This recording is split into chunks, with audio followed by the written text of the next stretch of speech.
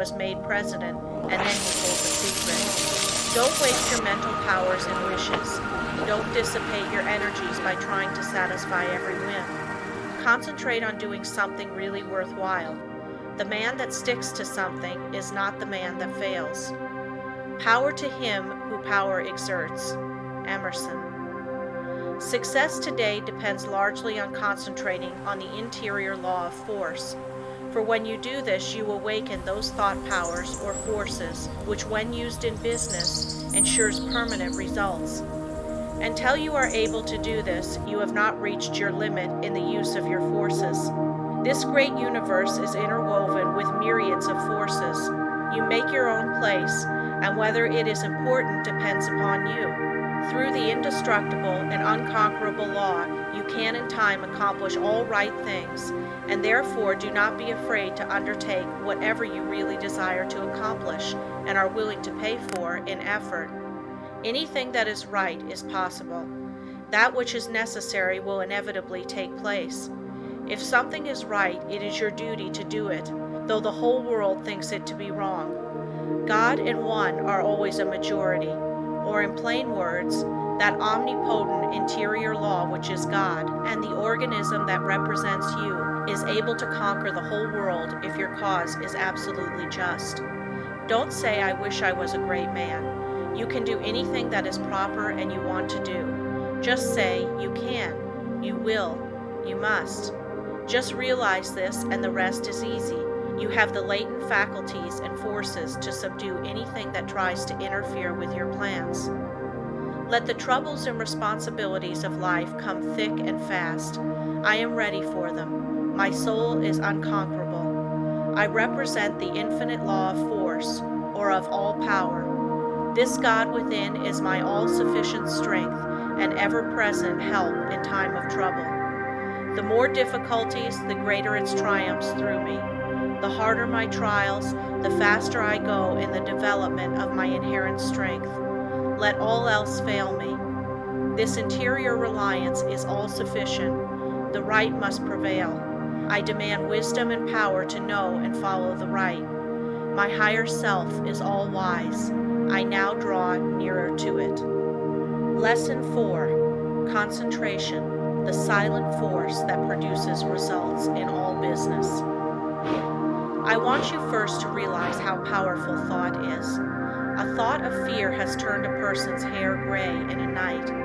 A prisoner condemned to die was told that if he would consent to an experiment and live through it, he would be freed. He consented.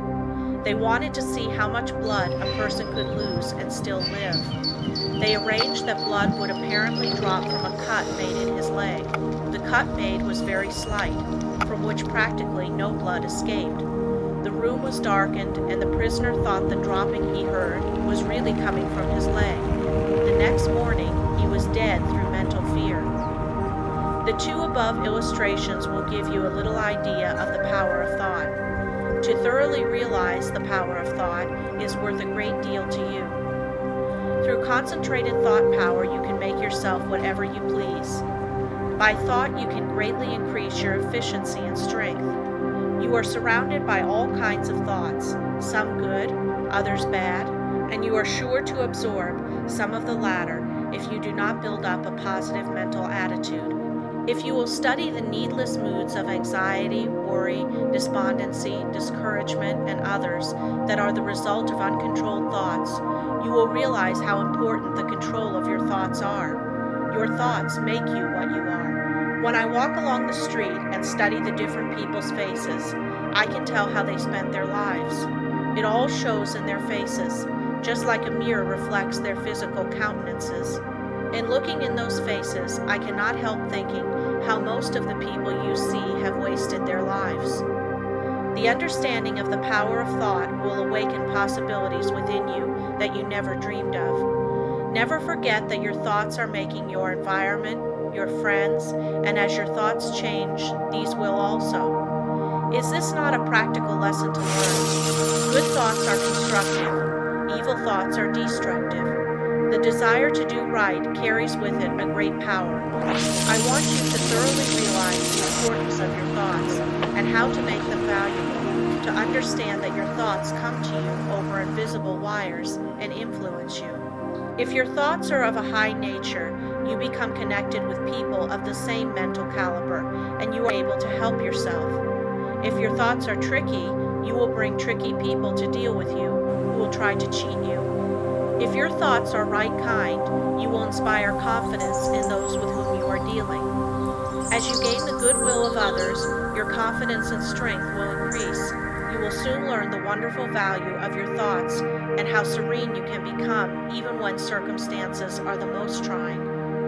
Such thoughts of right and goodwill bring you into harmony with people that amount to something in the world and that are able to give you help if you should need it, as nearly everyone does at times. You can now see why it is so important to concentrate your thoughts in the proper channels. It is very necessary that people should have confidence in you. When two people meet, they have not the time to look each other up. They accept each other according to instinct, which can usually be relied on. You meet a person and his attitude creates a suspicion in you. The chances are you cannot tell why, but something tells you, have no dealings with him, for if you do, you will be sorry. Thoughts produce actions. Therefore, be careful of your thoughts. Your life will be molded by the thoughts you have. A spiritual power is always available to your thought, and when you are worthy, you can attract all the good things without a great effort on your part. The sun's rays shine down on our gardens, but we can plant trees that will interfere with the sunlight. There are invisible forces ready to help you if you do not think and act to intercept these. These forces work silently. You reap what you sow. You have concentrated within powers that, if developed, will bring you happiness greater than you can even imagine. Most people go rushing through life, literally driving away the very things they seek. By concentration, you can revolutionize your life, accomplish infinitely more, and without a great effort. Look within yourself and you will find the greatest machine ever made. How to speak wisely. In order to speak wisely, you must secure at least a partial concentration of the faculties and forces upon the subject at hand. Speech interferes with the focusing powers of the mind, as it withdraws the attention to the external, and therefore is hardly to be compared with the deep silence of the subconscious mind, where deep thoughts and the silent forces of high potency are evolved. It is necessary to be silent before you can speak wisely. The person that is really alert and well poised and able to speak wisely under trying circumstances is the person that has practiced in the silence. Most people do not know what the silence is and think it is easy to go into the silence, but this is not so. In the real silence, we become attached to that interior law and the forces become silent because they are in a state of high potency or beyond the vibratory sounds to which our external ears are attuned. He who desires to become above the ordinary should open up for himself the interior channels which lead to the absolute law of the omnipotent. You can only do this by persistently and intelligently practicing thought concentration. Hold the thought.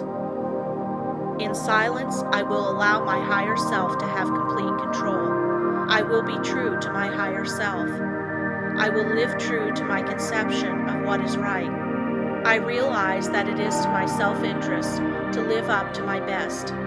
I demand wisdom so that I may act wisely for myself and others. In the next chapter, I will tell you of the mysterious law which links all humanity together by the powers of cooperative thought and chooses for us companionship and friends.